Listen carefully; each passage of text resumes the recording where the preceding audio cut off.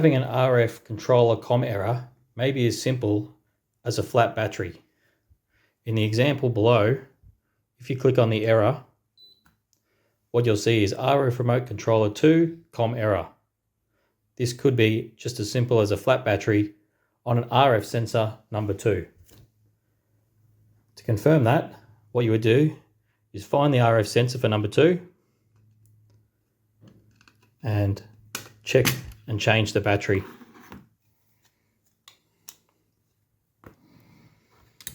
You would take the battery out,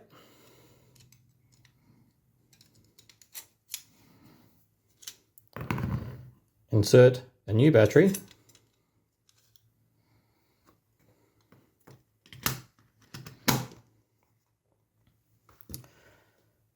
if this doesn't automatically clear in a couple of minutes, what you can do is click Set, click on Zone,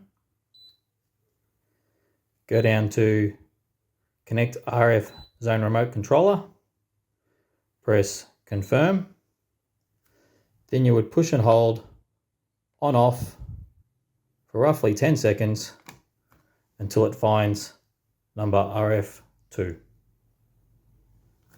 Then you can exit this,